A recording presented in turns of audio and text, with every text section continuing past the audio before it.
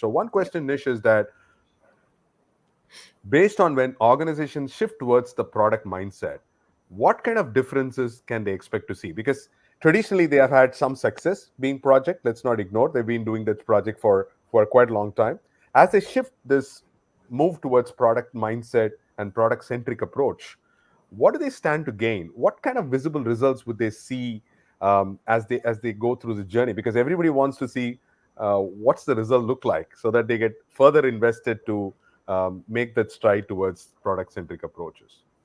Yeah, it's a great question. Right? I mean, I'll be a bit tongue in cheek. The short answer is what they will see is they'll see more profit than they can count. Right? It's the evidence is overwhelming in terms of the organizations that have embraced that customer centricity have far outpaced their competitors in any industry, right? Not just banking.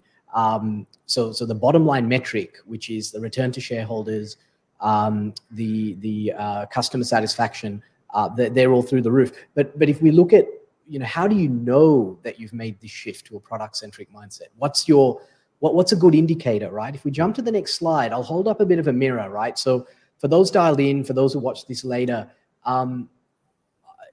as we go through this, ask yourself these questions, right? And you'll get a sense of, the extent to which you've got that product mindset. It all comes down to, as we said, customer centricity, right? And if we start at kind of the 1 o'clock mark there, where it says bank when I want, all of these elements of, how do you know you're putting that customer first, right? These are elements that you think about. These are things that go into the very way you plan and the way you make decisions. So, if you think about what a customer wants, right? They want to bank when they want, right? They want the convenience of 24/7, always on banking. And by the way, one of the nice things about, when you work in a bank is every one of us is a customer, right? We might not be a customer of the bank we work in, but we are customers of a bank. And so you can shift your thinking and kind of go, well, if I forget the fact that I work in the banking industry or work for a vendor that, works for the bank, me as a customer, right? What do I want? And so banking when you want is one element. Banking how I want, right? So customers are faced with so many choices these days. You can, if you think about any experience that you have, you can engage with it through your mobile, through the phone, through lots of different ways.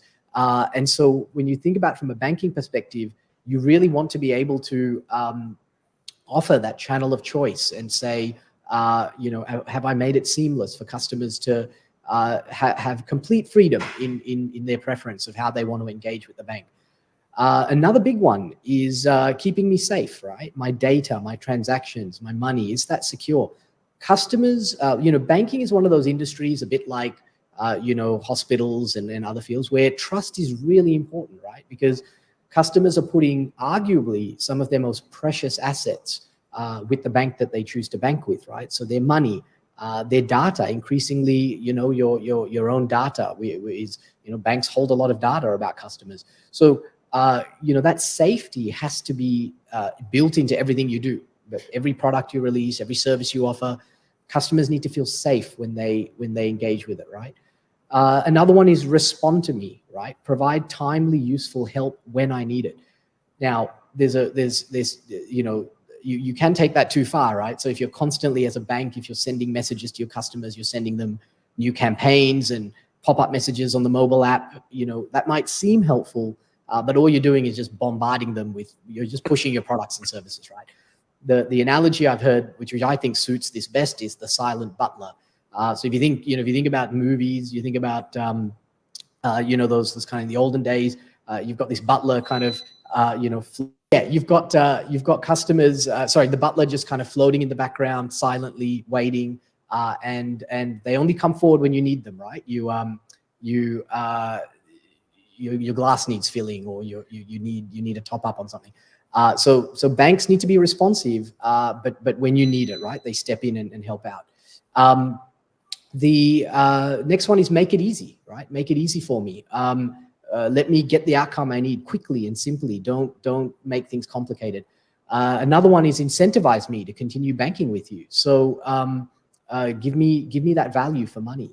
And another one is, my time is precious, don't waste it, right? Get it right first time. If I am applying for something, if you have to, perform some service for me, I don't want to have to come back and say, hey, you got this wrong, right? And lastly, use what you know about me to anticipate my needs and speed things up. So if I've given you my details when I first opened an account, I expect you to use those details to help me get my mortgage, or to get a personal loan, right? So these are all elements. I think if you can ask yourself these questions, right? If you work in a bank or work for a vendor that deals with banks, these are examples of things where if you're thinking about these things as you are delivering, then you are definitely moving into that customer-centric mindset.